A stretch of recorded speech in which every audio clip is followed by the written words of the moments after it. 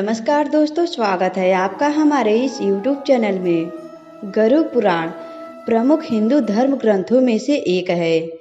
किसी की मृत्यु के बाद घर परिवार के लोग ब्राह्मण द्वारा एक ग्रंथ सुनते हैं। इस पुराण में भगवान विष्णु ने अपने वाहन गरुड़ को मृत्यु से संबंधित अनेक गुप्त बातें बताई है। दोस्तों, मृत्यु के बाद जीवात्मा यमलोक तक किस प्रकार जाती है, इसका विस्तृत वर्णन गरुड़ पुराण में बताया गया है।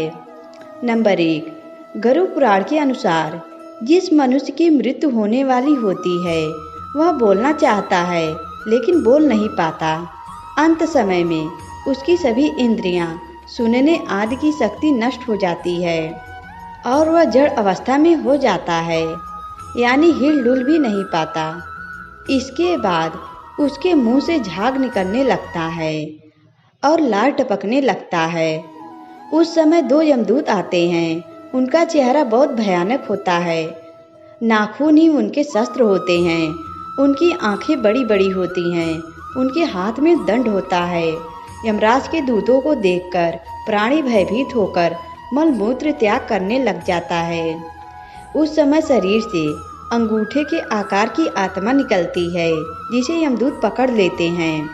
नंबर 2, यमराज के दूत उस शरीर को पकड़कर उसी समय यमलोक ले जाते हैं। जैसे राजा के सैनिक अपराध करने वाले को पकड़कर ले जाते हैं, उस पापी जीवात्मा को रास्ते में थकने पर भी यमराज के दूत उसे डराते हैं और उसे नरक में मिलने वाले दुखों के बारे में बार बार बताते हैं।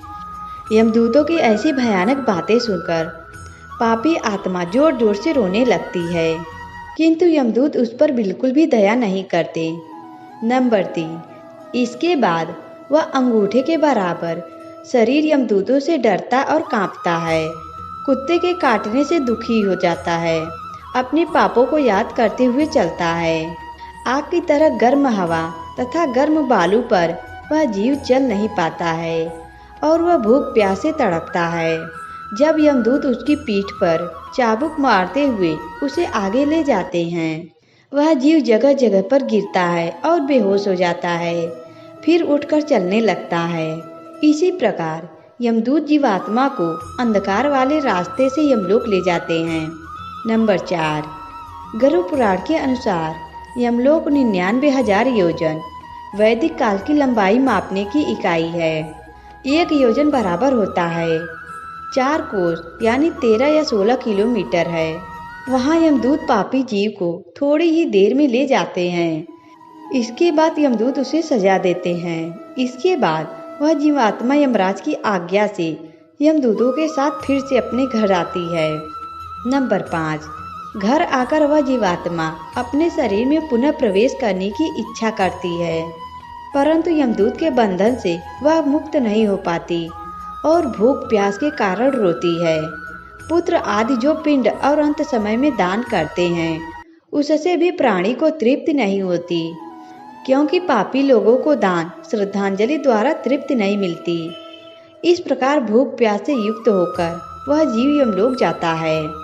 नंबर 6, इसके बाद पापी आत्मा के पुत्र आदि परिजन यदि पिंड दान नहीं देते हैं तो वह प्रेत रूप हो जाती है और लंबे समय तक सुनसान जंगल में ही रहती है। गरुड़ पुराण के अनुसार मनुष्य की मृत्यु के बाद 10 दिन तक पिंडदान अवश्य करना चाहिए।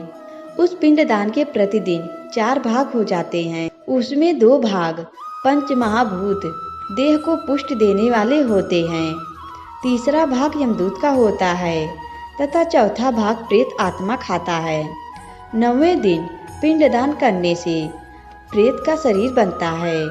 10वें दिन पिंडदान देने से उस शरीर को चलने की शक्ति प्राप्त होती है। नंबर 7, शव को जलाने के बाद पिंड से अंगूठे के बराबर का शरीर उत्पन्न होता है। वहीं यमलोक के मार्ग में शुभ अशुभ फल को भोगता है। पहले दिन से पिंडदान से मुर्दा या सिर, दूसरे दिन से गर्दन और कंधे, तीसरे दिन से हृदय और चौथे दिन से पिंड से पीठ, 5वें दिन से नाभि, 6ठे और 7वें दिन से कमर और नीचे का भाग, 8वें दिन से पैर, 9वें और 10वें दिन से भूख प्यास आदि उत्पन्न होती है। ऐसे पिंड शरीर को धारण कर भूख प्यास से व्याकुल प्रेत 11वें और 12वें दिन का भोजन करता है।